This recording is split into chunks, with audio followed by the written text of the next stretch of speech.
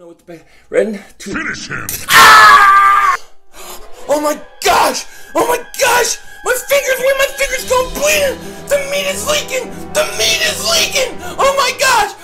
Yo everybody, how you doing? King Dingbat here. Now today I want to talk to you about the New York Giants and the second overall pick.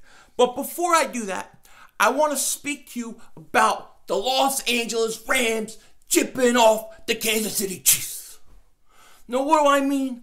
This is what I mean. Now I was kind of quiet on this Marcus Peters trade for the most part because I didn't know what the details of the trade was and I had to see it before I reacted to the trade itself. But when I saw what emerged yesterday, it blew my mind. I couldn't believe it. The Rams gave up a 4th round pick this year, a 2nd round pick in 2019 for Marcus Peters. What? For Marcus Peters? You gotta be crazy. This is a ripoff, and this is what I'm talking about. Every team, especially in the NFC, are out to beat the Eagles. They're all trying to build a better roster to match up against the Eagles. That's why we gotta find ways to improve while saving cap space. We got a lot of work to do. We're gonna have to be very smart about how we do things. So I think the Rams won that deal. I think it was a horrible deal. I don't understand Kansas City. Was this guy that bad that they had to get rid of him at all costs? Because that's what I feel. I feel like they should have gotten at least the 1st round pick for him. I'm sorry.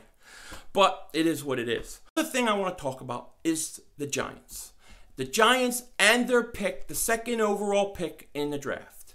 Now, a lot of Giant fans, you might say, oh, you're going to say that, of course, you're an Eagles fan or whatever, blah, blah, blah. But I'm going to give you my honest opinion of what you should do.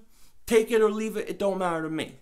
But as an Eagle fan, I hope you don't do this. I hope you don't listen to me. I hope you don't do it because I would rather see you be mediocre for the next 8 to 10 years. But the Giants are in a situation where it actually reminds me a lot of the Eagles back in the day when we had to draft McNabb. A lot of Giant fans that I have talked to want Saquon Barkley. They want to go out, they want to get the running back, they want to come back, and they want to compete. Now, here's the thing.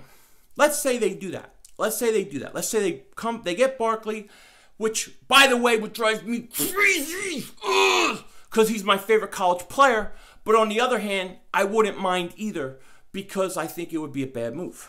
But let's say the Giants, they go out, they get Saquon Barkley, they come back, they're competitive, Eli plays pretty good, they're healthy, they make the playoffs, they're competitive.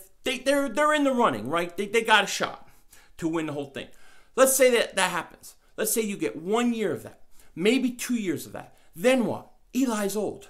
Then he's going to go. You're going to have a great running back and an average, maybe below average quarterback. You'll have no quarterback, and you'll be going up against teams like the Eagles with Carson Wentz, Dallas with Dak Prescott. You'll have teams in your division with franchise quarterbacks for the next 10 years. And you'll have no way to compete against them. You'll have no way. How many times do the Giants pick 2nd overall, 1st overall? It doesn't happen. It hardly ever happens. So for the Giants to sit there and take a running back so they can try to win over the next 2 years would be stupid.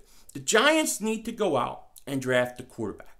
Now, I was reading an article, Mike Mayock was talking about Rosen being one of the best pure passers he's seen in years. Now, Rosen is my #1 guy as of right now. We'll see after all the pro days and combine, that kind of thing. But I like Rosen.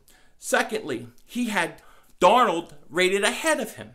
Then you have guys like Josh Allen, who may be a stud in the making. The Giants have to go out, in my opinion, and get themselves a franchise quarterback in order to keep up with the Eagles and the Cowboys. Otherwise, you're going to be in no man's land in a couple years.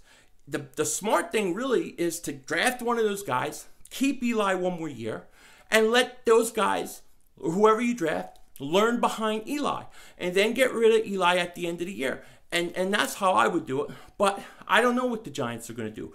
If they draft Barkley, Giants may have a good year next year. They may have a good year for 2 years. But then what? Then they got to start all over. Then they're going to be in trouble because they're going to have no quarterback. In this league, when you don't have a quarterback, in my opinion, you have nothing. Okay? You have to have a quarterback, especially when you have a guy like Wentz, a guy like Prescott. When you have those guys in your division already, you better take it. You better take a quarterback when you got his chance. Otherwise, you may regret it big time. And with that said, that is my opinion. I don't know what the Giants are going to do, but hopefully they won't draft a quarterback. With that, take care. Talk to you later. Don't be a dingbat.